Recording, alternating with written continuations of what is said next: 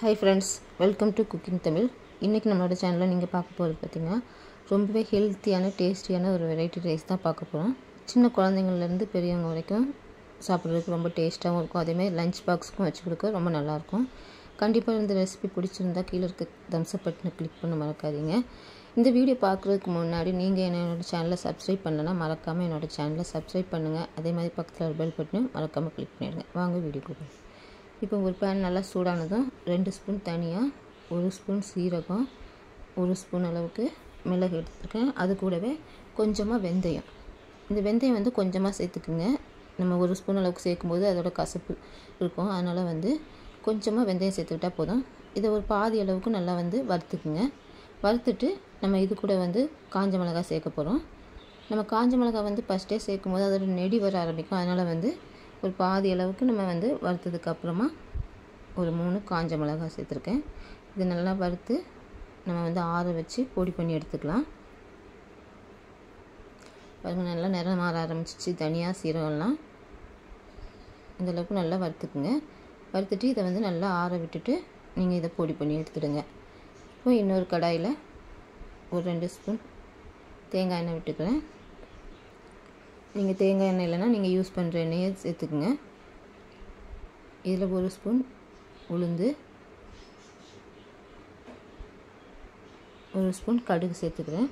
உளுந்து கொஞ்சம் நிறம் மாற ஆரம்பித்ததும் நம்ம கடுகு சேர்த்துக்கலாம். இப்போ கொஞ்சம் கட் பண்ணி எடுத்துருக்க பூண்டு சேர்த்துருக்கேன். ஒரு 10லேருந்து 15 பல் பூண்டு கட் பண்ணி எடுத்துருக்கேன். அதை இதோட ஆட் பண்ணிக்கிறேன். இது கொஞ்சம் நல்லா வதங்கட்டும். ஒரு 2 நிமிஷம் வதக்கிக்குங்க. வதக்குனதுக்கப்புறமா கட் பண்ணி வச்சுருக்க வெங்காயத்தை நான் இதோட சேர்த்துக்கிறேன். வெங்காயம் நீங்கள் சாம்பார் வெங்காயமாக இருந்தாலும் சரி, இல்லை பெரிய வெங்காயமாக இருந்தாலும் பொடிசாக கட் பண்ணி எடுத்துடுங்க. நான் இப்போ பெரிய வெங்காயம் எடுத்துருக்கேன். இதை பொடிசாக கட் பண்ணி இதோட சேர்த்து இதையும் நம்ம வதக்கிக்கலாம். இந்த ரெண்டுமே நல்லா வதங்கட்டும்.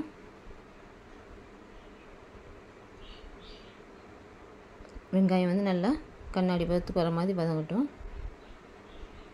இப்போ ஒரு பச்சை மிளகாய் காரத்துக்கு, ஏற்கனவே நம்ம பொடி செய்கிறதுக்கு காஞ்ச மிளகாய் சேர்த்துருக்கோம். அதனால் பார்த்து உங்களோட காரத்துக்கு ஏற்ற மாதிரி பச்சை மிளகாவை 2ஆக கீறி இதோட சேர்த்துருக்கேன். இந்த வெங்காயம் ஓரளவு வதங்கினதும் கட் பண்ணி வச்சுருக்க தக்காளியோட இதோட சேர்த்துக்கலாம். இப்போ தக்காளி நல்லா வதங்கட்டும். ஓரளவு நல்லா மசிகிற அளவுக்கு வதங்கிருச்சு. இந்த அளவுக்கு நீங்கள் வதக்கிங்க. இப்போ நான் கொஞ்சம் கீரை கழுவி கட் பண்ணி எடுத்துருக்கேன். இது எந்த கீரையாக இருந்தாலும் பரவாயில்ல, அதாவது சிறுகீரை, முளைக்கீரை, அரைக்கீரை எதுவாக இருந்தாலும் நீங்கள் இந்த மாதிரி கழுவி பொடிசாக கட் பண்ணி எடுத்துடுங்க. இது கீரை சாப்பிடாத பசங்க கூட இந்த மாதிரி நீங்கள் ரைஸ் செஞ்சு கொடுக்கும்போது சாப்பிடுவாங்க. அதுமாரி ரொம்ப டேஸ்ட்டாகவும் இருக்கும். நீங்கள் கீரை சாதனே சொல்ல முடியாத அளவுக்கு நல்லா டேஸ்ட்டாக இருக்கும். நான் இப்போ இதுக்கு சிறுகீரை எடுத்துருக்கேன். இந்த கீரையை நல்லா கழுவி இதோட சேர்த்து நல்லா வதக்கிக்கலாம்.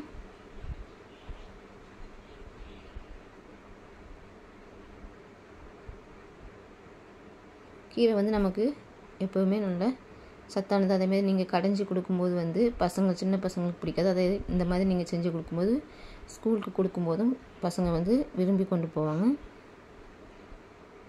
பாருங்கள், கீரை கொஞ்சம் நல்லா வதங்கிருச்சு. தக்காளி, வெங்காயம், கீரை எல்லாமே நல்லா மசியாக வதங்கிருச்சு. இப்போ இதுக்கு தேவையான அளவு உப்பு சேர்த்துக்கலாம்.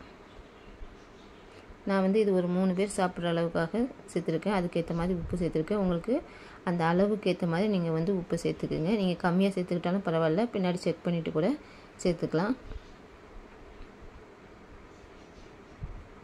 உப்பு ஓரளவு நல்லா வதங்கிருச்சு. இந்த ஸ்டேஜில் நம்ம வறுத்து பொடி பண்ணி வச்சுருக்க அந்த பொடியை இதோட சேர்க்குறோம். அதுக்கு முன்னாடி கொஞ்சம் பட்டாணி சேர்த்துக்கலாம். பட்டாணி சேர்த்துக்கிறது உங்களோட சாய்ஸ் தான். நீங்கள் விருப்பப்பட்டால் பட்டாணி சேர்த்துக்கலாம், இல்லை முந்திரி, வேர்க்கடலை, அப்படி எது வேணாலும் சேர்த்துக்கலாம். நான் இப்போ வேக வச்ச பட்டாணி சேர்த்துருக்கேன். இதை ஒரு 2 நிமிஷம் நீங்கள் வதக்குனதுக்கப்புறமா நம்ம எடுத்து வச்சுருக்க பொடியை இதோட சேர்க்க போகிறோம். பாருங்கள், இந்த மாதிரி நல்லா பொடி பண்ணி வச்சுட்டு இந்த பொடியும் இதோட ஆட் பண்ணிக்கலாம். இதோட வாசனையும் ரொம்பவே நல்லாயிருக்கும். இதுக்கு மஞ்சத்தூள் தேவைப்பட்டுனா நீங்கள் கொஞ்சமாக ஒரு சிட்டிகை மஞ்சத்தூள் கூட சேர்த்துக்கலாம். இப்போ இந்த பொடி நம்ம ஏற்கனவே வறுத்து அரைச்சிருக்கிறதுனால ரொம்ப நேரம் வதக்கணும்னு அவசியம் இல்லை. ஒரு 5 நிமிஷம் லைட்டாக வதக்கிட்டு நம்ம இதை அடுப்பை ஆஃப் பண்ணி நம்ம எடுத்து வச்சுருக்க சாப்பாடை இதோட சேர்த்து கிளறிக்கலாம். நீங்கள் கொஞ்சம் நல்லா சாப்பாடு வந்து ஆறுனதுக்கப்புறம் இதோட சேர்த்திங்கன்னா சாப்பாடு உடையாமல் இருக்கும். இப்போ இந்த ஸ்டேஜில் நம்ம வந்து அடுப்பு ஆஃப் பண்ணிடலாம். பாருங்கள், அடுப்பு ஆஃப் பண்ணிவிட்டு நான் வந்து ரைஸ் கிளறி வைக்க போகிறேன். ஏற்கனவே நான் சொன்ன மாதிரி ஒரு 3 பேருக்கு தேவையான அளவுக்கு நான் வந்து சாப்பாடு இதோட சேர்த்து நல்லா கிளறிக்கலாம்.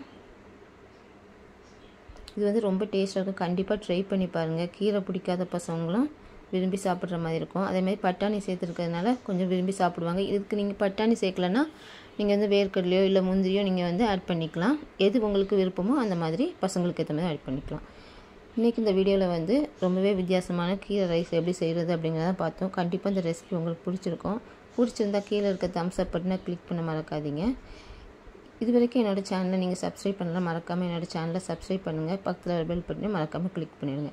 இதே மாதிரியே இன்னொரு நல்ல ரெசிபியோடு நான் உங்களை மறுபடியும் சந்திக்கிறேன். பாய்.